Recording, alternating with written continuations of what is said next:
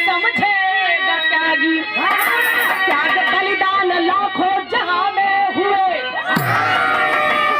सराहे गए कुछ को कहते हैं बागी, त्याग जो भी किया वो अमर हो गया, है लुटाया सबुल पे लगाया न दागी, त्याग के मूर्तियों की कहानी सुने, या राम एक रात को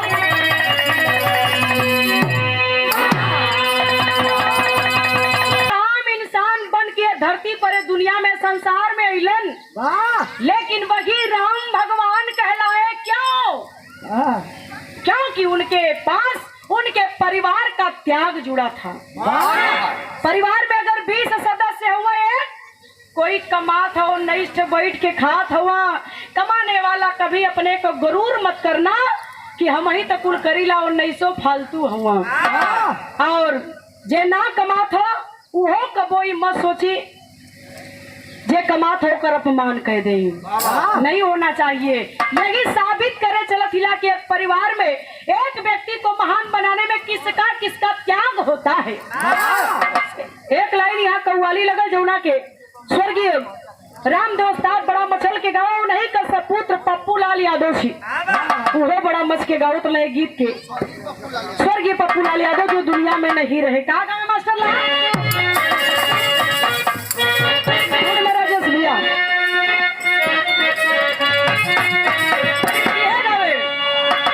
करबला चलो, करबला चलो, चलो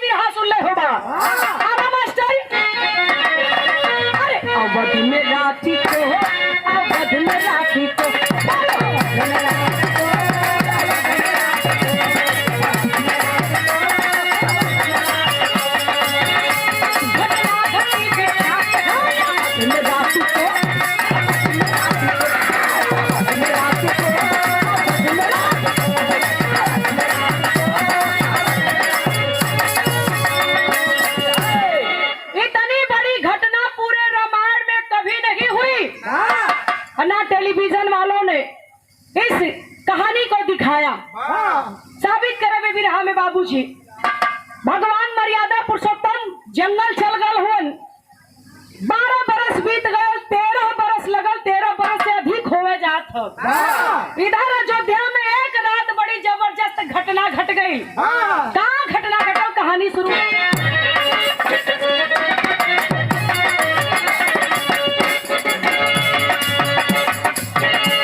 लखन के संगे बन में रहे रघुरैया, बेचैन रात में उठी है कौशल्या मैया, खनकती पायल की आवाज छत से आई है, देखो तो कौन है दाई तो चटपटाई है, देखती दाई तो छत पे मिली है पूछती सास को बताने लगी कुल कीर्ति,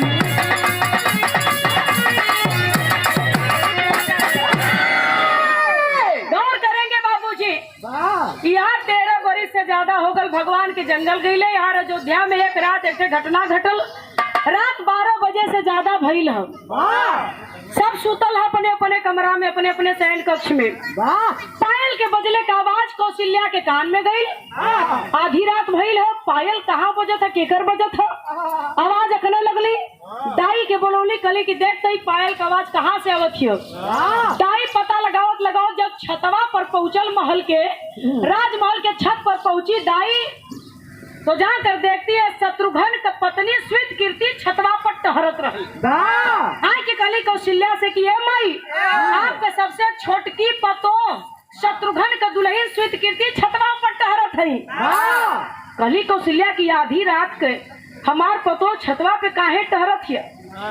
गईली आ जाए के पूछे लगली कि स्वीकृति यहाँ कैसे, मेरा मेरा शत्रुघ्न कहाँ है। जब इतनी शत्रुघ्न का नाम ले ली कौशल्या आंख से झरझर झरझर आंख स्वीकृति के चले लगल बाबू। रो रही है स्वीकृति शत्रुघ्न की पत्नी और रो के कालीन तर्ज लग गई मास्टर।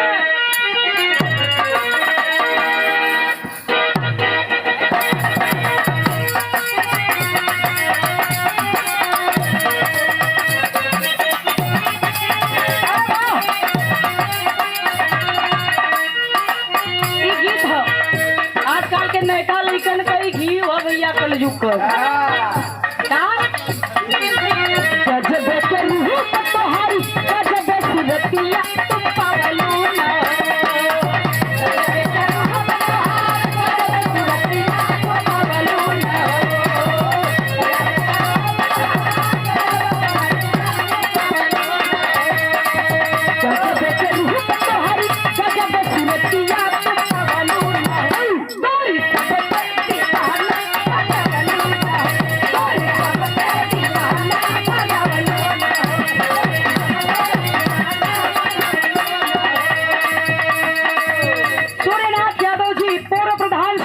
माटी से सासू से अपने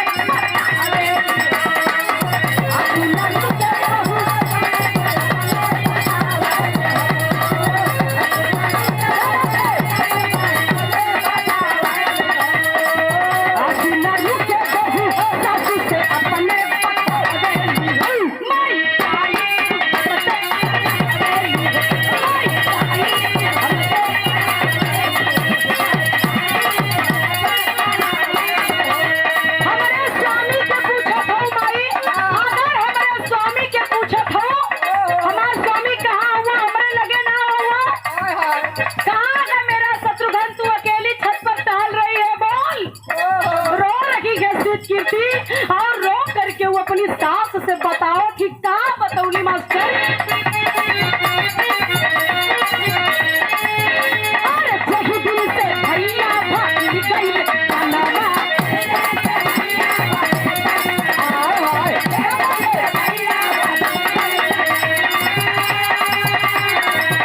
अरे जही दिल से घरे ना अइलस ता जनवा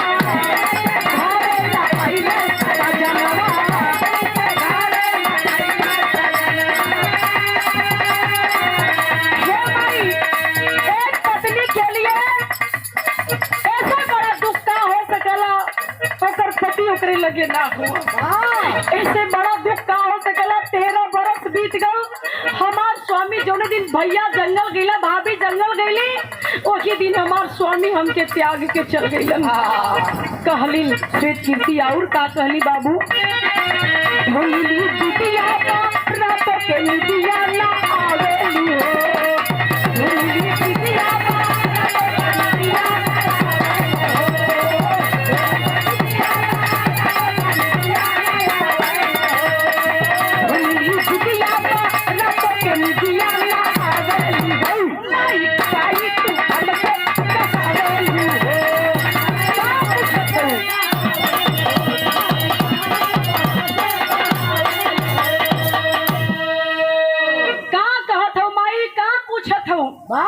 रात का नींद ना आवेले, रात भर जाग के अपने सैया के याद में बिहान करीला, दिन भर आप लोगन का सेवा कई के दिन बिता लेला। आए हाय बाबू ठीक है 13 बरस से ज्यादा बीत गया, मेरे स्वामी को गए। कहाँ है? कौशल्या कली की तुझे छोड़कर गया तो कहाँ है? कली की वह नंदी ग्राम में भरत भैया जहाँ 1 फीट गढ़ा बनाए के कुछ के आसन लगाए के राजमहल त्याग के जाए के नंदी ग्राम में आसन मरले हुआ। वही भरत भैया के सेवा में पहरेदारी में हमार स्वामी गयल हुआ। अरे बाप रे बाप, कौशल्या की तन बदन में आग लेस देलस बाबू। तुरंत कौशल्या पालकी मंगोली अपनी बहू के लेके चली। तर्ज बदल गई मास्टर।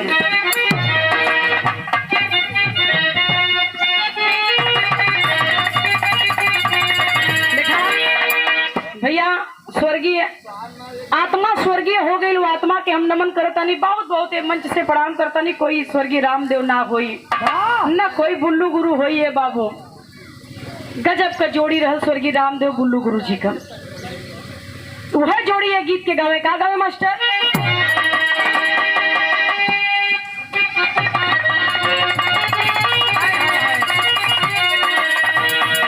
गोरिया मुश्किल भजीना तेरी गली में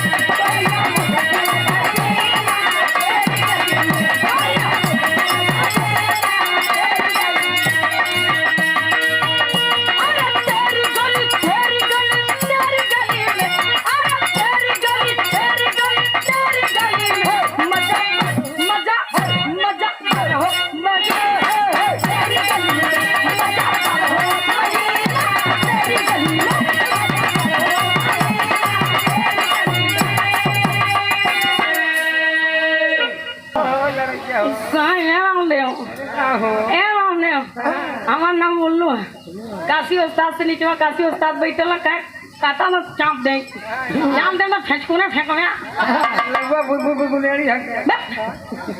खा का मास्टर निकला कोलू से पीना तेरे गली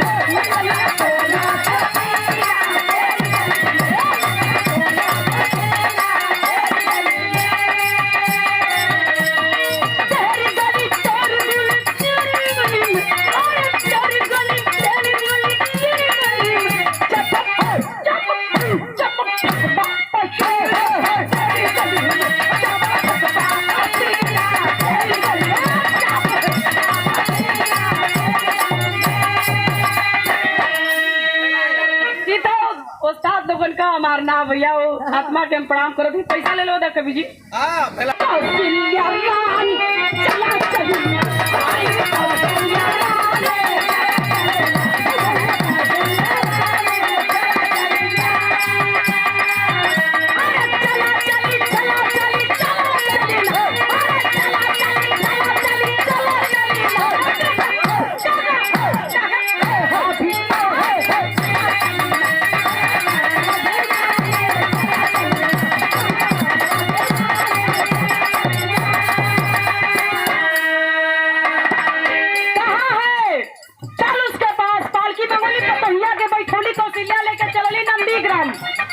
और जब नंदीग्राम गई कौशल्या तो देखली का भैया ध्यान रहे मात्र 10 मिनट चली ध्यान दी है कहानी पर भरती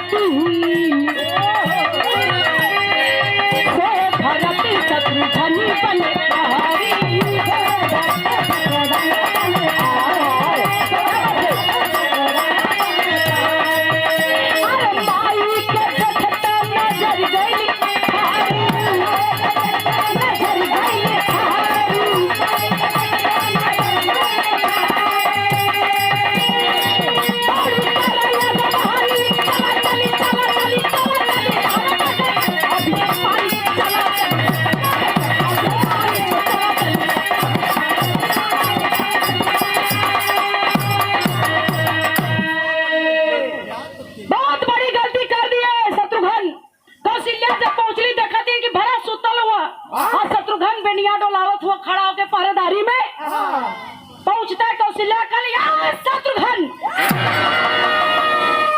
बहुत बड़ी गलती कर दिया तूने बेटा। कल माई गलती कर दहली कल इनकी बहुत बड़ी गलती कैला का कहली करी लगा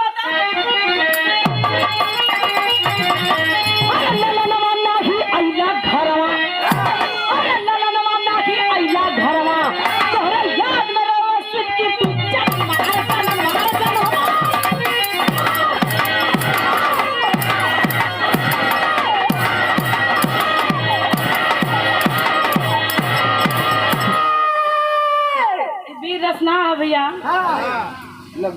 बिरसना है कली की ललनवा नाखी अइला घरवा तोरे याद में तड़पे स्वीत कीर्ति जननवा ललनवा नाही अइला घरवा।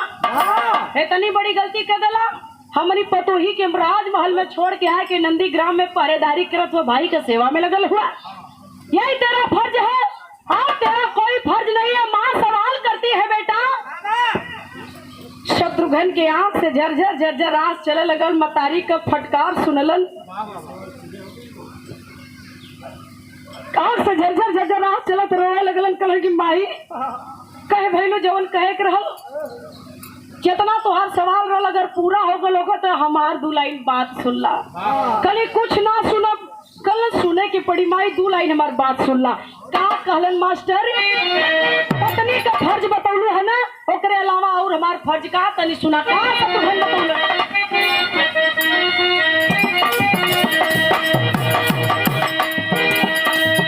कहे महता मेरी बात सुनो, श्री रामचंद्र अनुरागी है,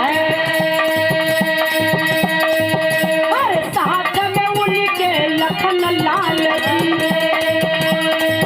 अरे बहुत बड़े बैरागी है, हर त्याग करेगा क्या कोई ऐसा,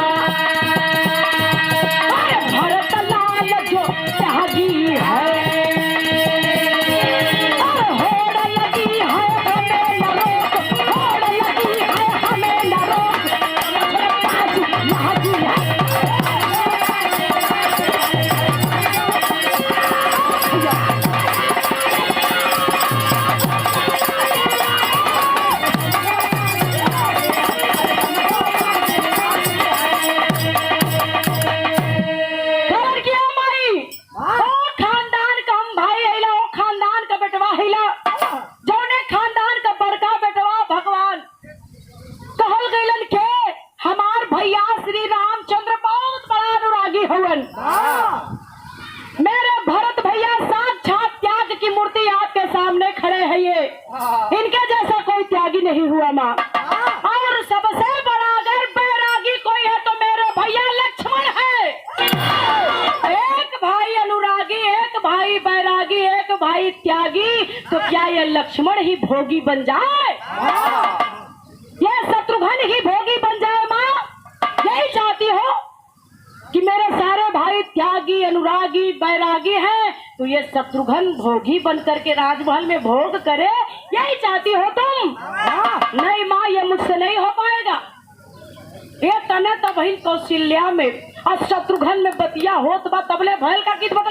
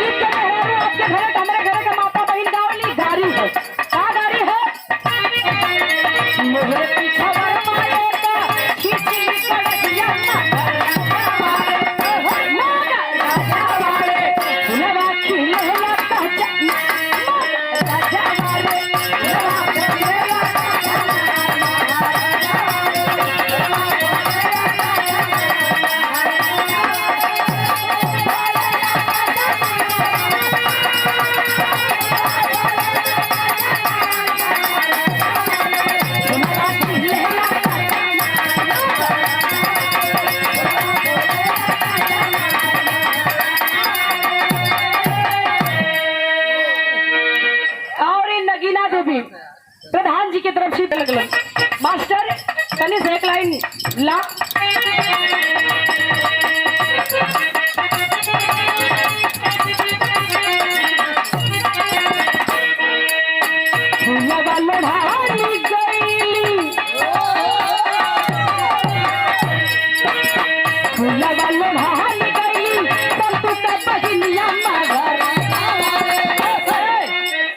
संतू का बहनिया, संतू का बहनिया, संतू को बहनिया गावत है। नहीं भैया ना हो पाई, एक आगे खतरनाक है, लिए न लगाई। समझ जाएगा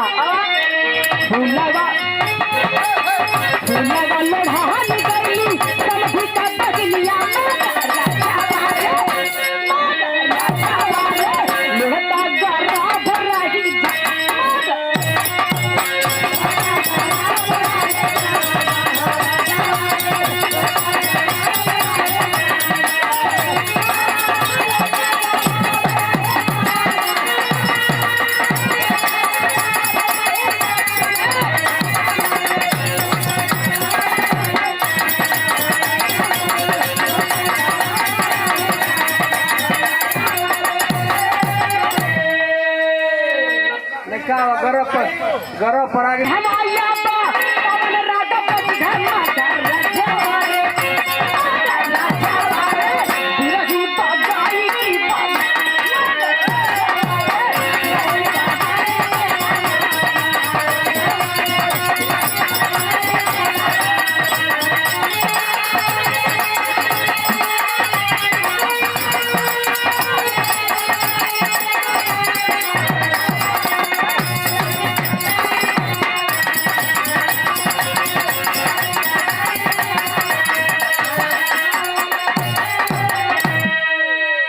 की टाइम बड़ी पूरा करे में टाइम बड़ी आवा मास्टर इधर भाव लगल भी हाथ के अंदर भयल का तनी गौर तो रहनी पतिया तबले हाय आई लिया फतिया बड़ी झूठ लेके चले गानी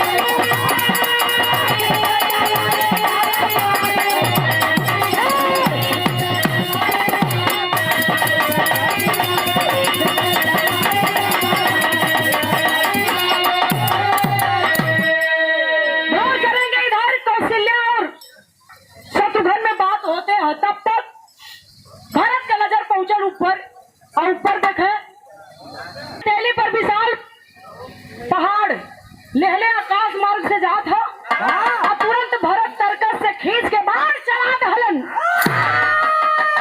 और चला देरी ना हो ताक से आदमी नीचे आगल पर्वत लेहले और जब पर्वत लेले नीचे आइला तो कहत का बोला तनी ता भगला गिरसन में है तैयारी भगला गिरसन में है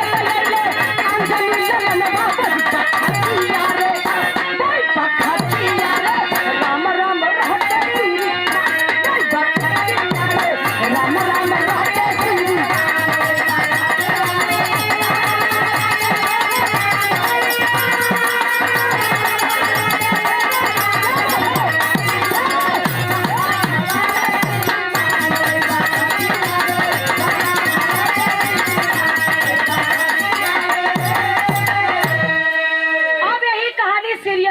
बाबूजी इधर भरत जब नीचे आ गिला राम राम राम श्री राम रटे लगला हनुमान भरत पूछा तू हमारे भैया राम का नाम ले वाला तू हुआ के काला राम भक्त हनुमान हूँ मैं काला कहीं तू भरत का नाम हुआ कलन की हाँ उनके छोटे भाई मैं भरत हूँ आप मेरे भैया के भक्त हनुमान है तब तक कौशल्या बोल पड़ली कि हनुमान जब राम का दूत हुआ तो हो बतावा कि कृपा करा कि हमार बेटवा राम लक्ष्मण हमार बहू सीता जंगल में कैसे है कैसे हो हमार बेटवा इधर हनुमान कलन की माई बेटवा के पूछा तू पतोही के पूछा तू हाल कुशल खेम पूछत हो तो सुनाई हनुमान तुम्हें बतावे चला तू कि जंगल में तुम्हार बेटवा पतो कैसे कौन हनुमान बतावे लगलन बाबू कौशल्या भरत शत्रुघ्न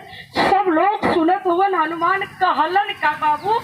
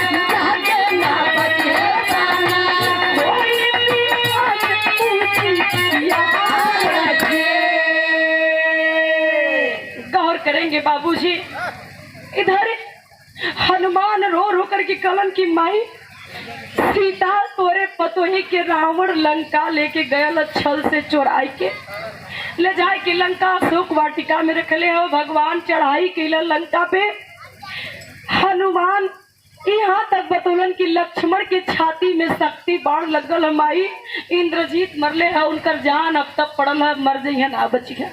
हमके संजीवनी बूटी ले जाए का आदेश रहल, पहाड़वे सुधे लेके जाती जल्दी बाजी में ना चिन्ह बोली। हाय अचानक कदला भरत भैया हमके बाढ़ मार के नीचे गिरा दिला। राते रात पहुँचे के रहल माई, अगर ना पहुँच पाई तो हमार लक्ष्मण भैया मर जाइए। और अब तक क्लियर है कि मर जाइए, कोई बचा ना सकत।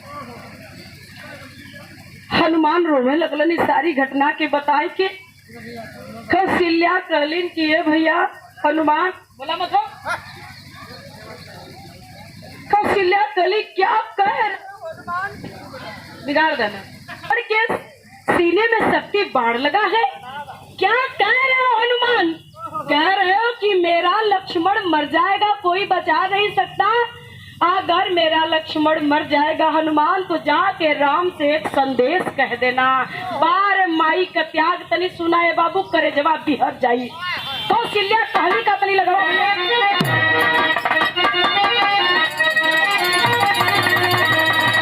अरे कौशल्या कभी से कहे, अरे कौशल्या कभी से कहे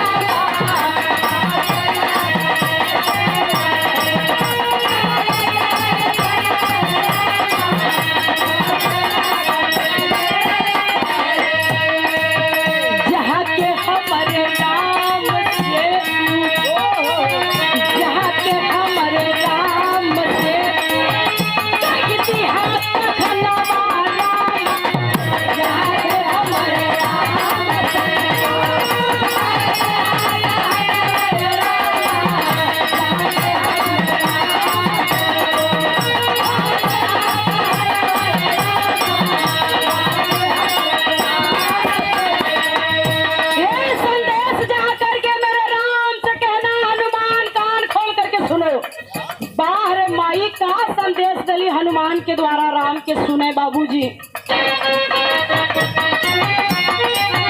कोई हाँ संदेश सही है देहरी तो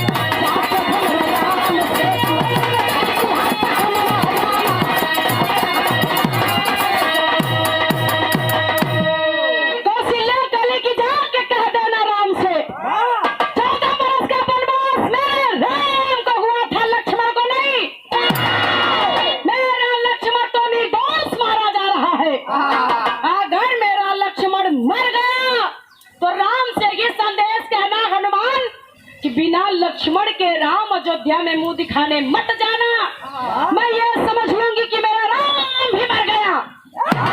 बार माई का त्याग यह बतिया बहन कौशल्या हनुमान के द्वारा संदेश राम के भेजवावत है। तब तक सुमित्रा आई गई और सुमित्रा आई तो गजब बात हनुमान से कहली। कल ये हनुमान हाई दीदी जवन संदेशवा कहली है, यहाँ हमार बात सुना।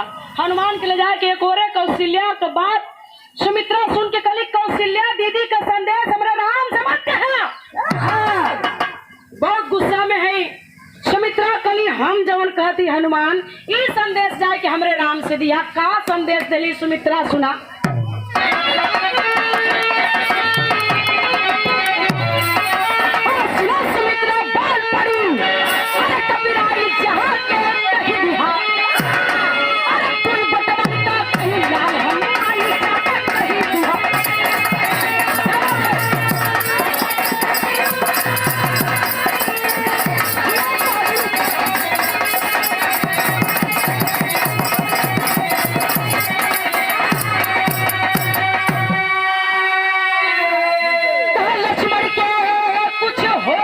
बेटा खबरी पठैहन हो छोटका बेटवा कमाई समर में लड़ा पदे तब जई है मगर समर में नसीस अरे झुकाई जा के कह दिया अब भाई खाके जाई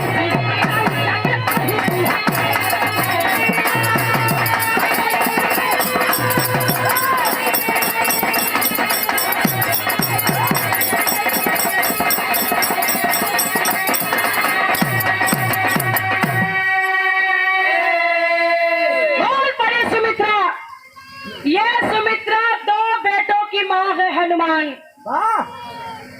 कौशल्या दीदी की एक बेटवा कई दीदी की एक बेटवा लेकिन ये सुमित्रा दो बेटों की माँ है। अगर मेरा लक्ष्मण मर जाएगा तो मेरे बेटे राम से कह देना कि तुरंत संदेश भिजवा देगा, देर नहीं करेगा, मैं अपने दूसरे बेटे शत्रुघ्न को लड़ने के लिए समर में भेज दूंगी।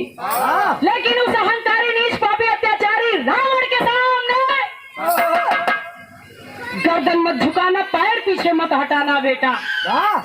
यह मेरा संदेश है मेरे बेटे राम से कह देना। कि सर की माई कौन है आप लोग जानत हो? कवि जी आल्हा के अंदर लिखला ऊ का कहली तनी सुना।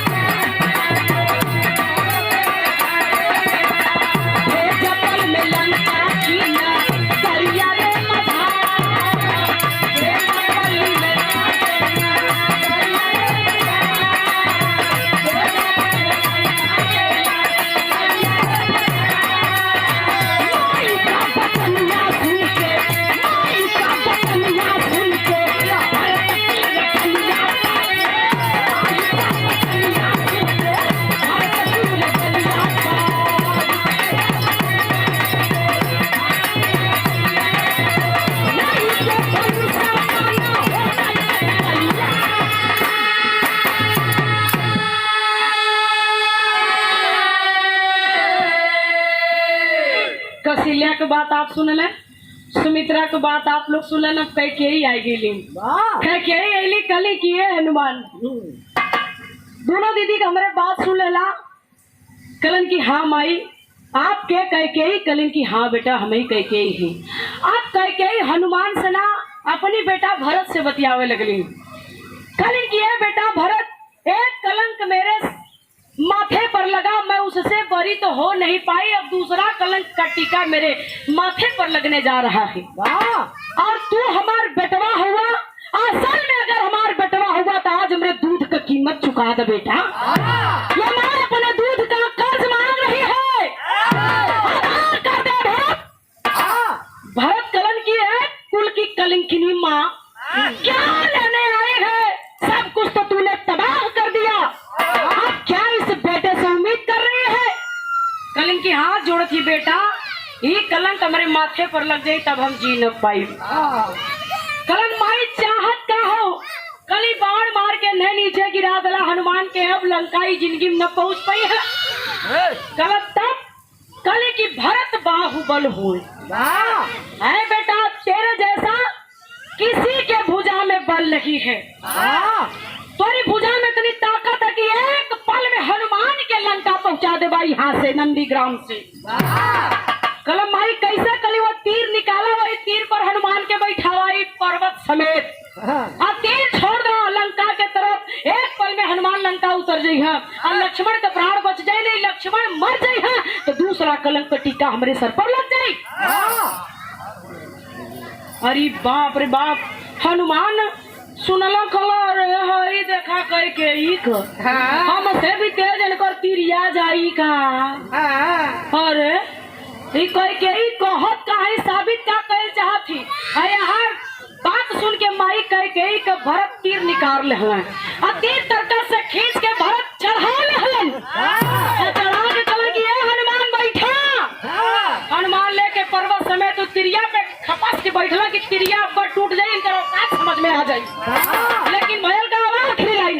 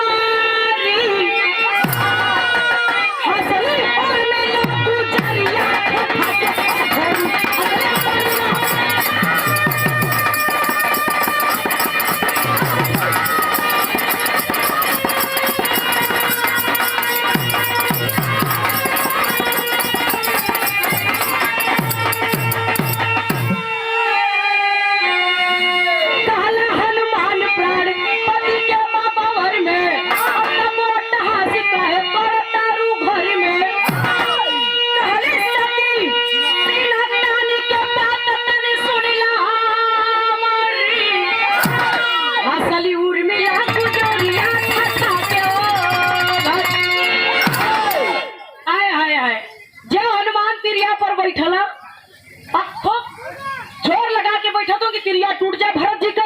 और तब ले यार उर्मिला ठट्ठा मार के लक्ष्मण का दुल्हन उर्मिला हंसे लगली। हनुमान और तिरिया पर से कहा कि सती, जहाँ तक मैं जानता हूँ कि तुम सती हो और तेरे पति का प्राण लंका में संकट में है, तेरा पति मरने वाला है और कैसी पत्नी है तू, हंस रही है, तुझे तनिक भी पति की चिंता नहीं है। कल ये हनुमान हम सुन ले कि अगर तू सुन ले कि हम सती है तो हम सुन ले कि तू विद्वान हुआ। हम काहे हंसती, हमारे हंसले का कारण तू समझ ना पौला। कहेंगे हनुमान कहेंगे ना ही सती है देवी, मैं नहीं समझ पाया। और जब ना समझ पौला तो ला हम बताओ थी कि हम हंसली काहे उर्मिला हंसली बताओ।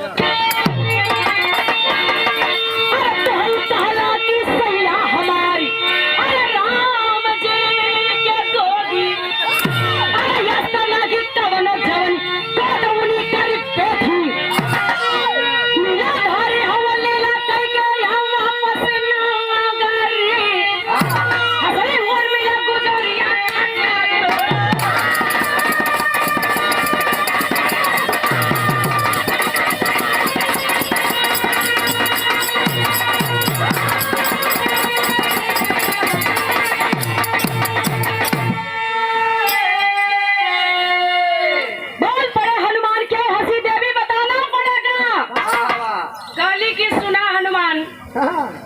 कहत हुआ कि है सूर्य उदय हो जाये है अगर सवेरवा तो लक्ष्मण मर जाये हम। हमार पति सूर्य उदय भैला की मरला ना।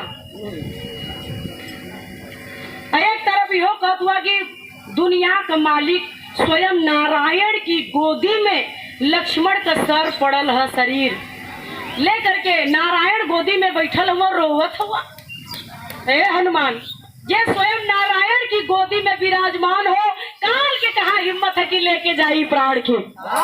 पहली बात और जहां तक सती का सवाल रहल है हनुमान तो है सूर्य के कहत हुआ कि उदय हो जाइए सवेरवा आराम कैला। अयोध्या में 1 दिन 2 दिन ना 2 4 6 महीना आराम कैला अयोध्या में। इनके कहा हिम्मत है कि उदय हो जाइए ऊ सती हिला न रोक दे ना उगए दे। और मन का सती हिला हनुमान तब तो के विश्वास होई। बारे हनुमान मान गए परिवार के त्याग के कि भगवान राम के भगवान बनावे में पूरे परिवार का त्याग है। भरत का, लक्ष्मण का, शत्रुघ्न का, ये मेहरारून का, ये मतारिन का, ये नगरवासियन का, सबका त्याग है परिवार के महान बनावे में।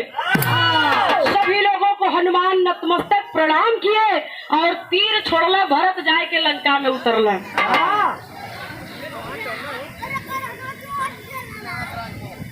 ये रही मेरी कहानी। इस विरह का शीर्षक मैंने बताया त्याग। कहानी खत्म, कहानी खत्म। खानदान का परिचय।